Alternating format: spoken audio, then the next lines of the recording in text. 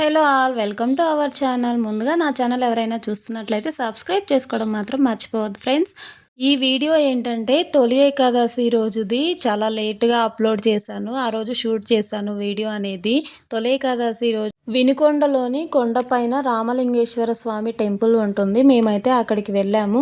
ఈ కృత త్రేతాయుగాలలో ఆషాఢ మాసంలో ఫస్ట్ మాసం అనుకునేవారట. ఈ ఆషాఢ మాసంలో శుక్లపక్షంలో వచ్చే ఏకాదశి తొలి ఏకాదశి. ఈ ఏకాదశి రోజు శ్రీ మహావిష్ణువు 4 నెలల పాటు యోగ నిద్రలోకి వెళ్తారంట. కార్తీక మాసంలో వచ్చే ఫస్ట్ ఏకాదశి రోజు నిద్ర విరమించేవారని పురాణాలు చెప్తున్నాయి. ఈ రామలింగేశ్వర స్వామి కొండపైకి వెళ్ళడానికి 4 ఇయర్స్ బ్యాక్ అయితే స్టెప్స్ ఉండేవి.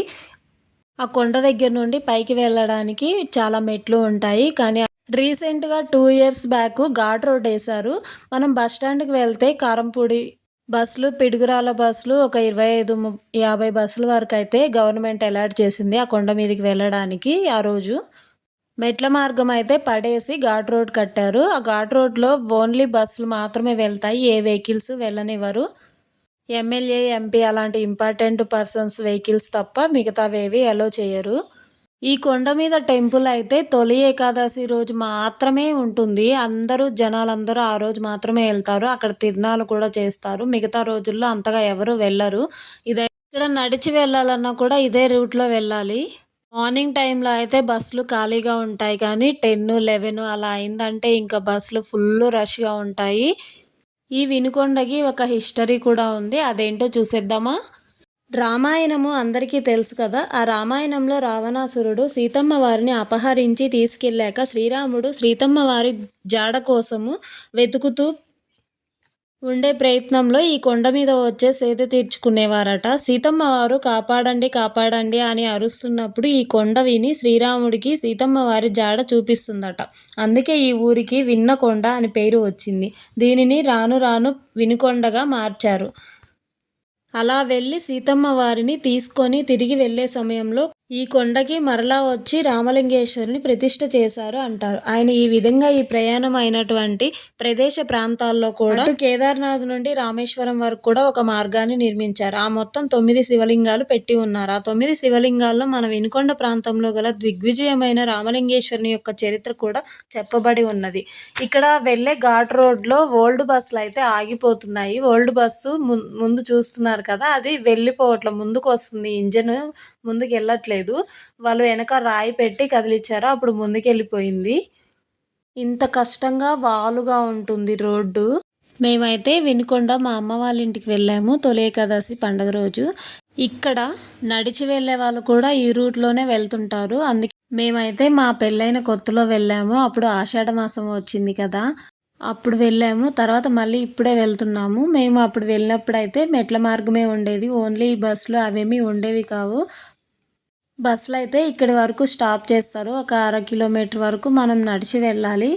ఈ కొంచెం నడవడానికే అలసిపోయాము. పిల్లలు ఉన్న వాళ్ళు పిల్లల్ని వేసుకొని రావాలంటే చాలా కష్టంగా ఉంటుంది. రోడ్డు వాలుగా ఉంటుంది కదా, జారుతూ ఉంటుంది. ఇక్కడ జారి పడిపోతామేమో అన్నట్టు. ఇక్కడైతే శివుని నామాలు పెట్టారు వచ్చిన వాళ్ళందరికీ. మా వాడు ఇంతకు ముందు ఎప్పుడో వెళ్ళాడు. ఆ కొండ చూసి మనం ఆ కొండపైకి వెళ్దాము అదేంటి అని, అది ఎప్పుడు పడితే అప్పుడు వెళ్ళేది కాదు అని చెప్పి మేము ఇప్పుడైతే తీసుకెళ్ళాము.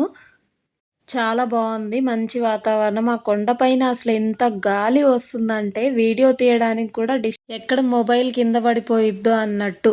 మేము వెళ్ళే దారిలో అక్కడ మెట్లు కనపడుతున్నాయి కదా చిన్నగా, ఆ మెట్ల దారిలో వెళ్తే ఒక కోనేరు ఉంది. అది ఇంకా కంప్లీట్ అవ్వలేదు. టెంపుల్ అయితే ఉన్నదంతా పడేసి విగ్రహాలన్నిటిని ఒక దగ్గర పెట్టేసి ఒక పాకలో పెట్టేసి దర్శనానికైతే ఎలో చేస్తున్నారు.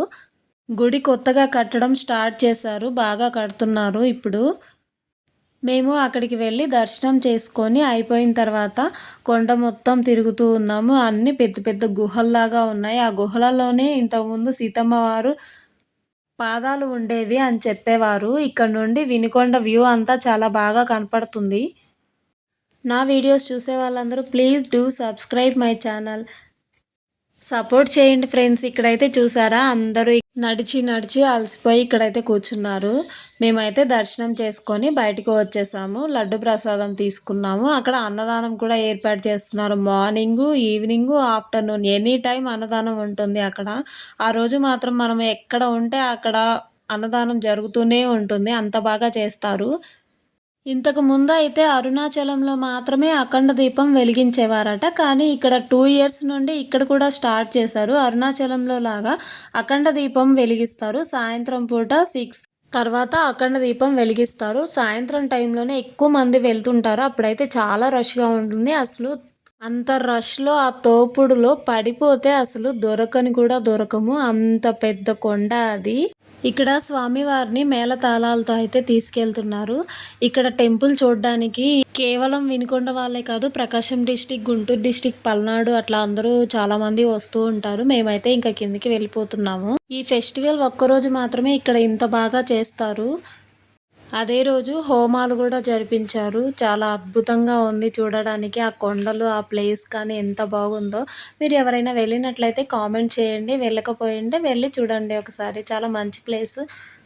అఖండ దీపం దగ్గరే హోమాలు చేస్తున్నారు.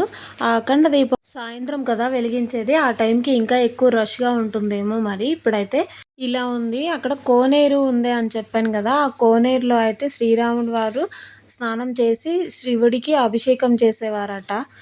అందుకనే దాన్ని రామకోనేరు అని పిలిచేవాళ్ళు. ఇక్కడ హోమాలైతే ఒక 1 అవర్, 2 అవర్స్ నుండి స్టార్ట్ చేశారట్టుంది. మేమైతే అప్పుడు వెళ్ళి వీడియో తీసుకున్నాము. ఆ తర్వాత మా పాప ఆ రాళ్ళ మీద అందరూ నేమ్స్ రాస్తున్నారు ఎందుకు అని చెప్పింది. నేనైతే ఏదో స్టోరీ చెప్పాను. మా పాప మాత్రం నేను రాస్తాను అని చెప్పి తను రాసింది. ఇది ఫ్రెండ్స్ ఇవాల్టి వీడియో. మళ్ళీ మరో వీడియోతో మీ ముందుంటాను. మీరు ఇలా సపోర్ట్ చేస్తూ ఉంటే కొత్త కొత్త వీడియోస్‌తో వస్తూ ఉంటాను. Bye friends. మళ్ళీ మరో వీడియోతో కలుద్దాం.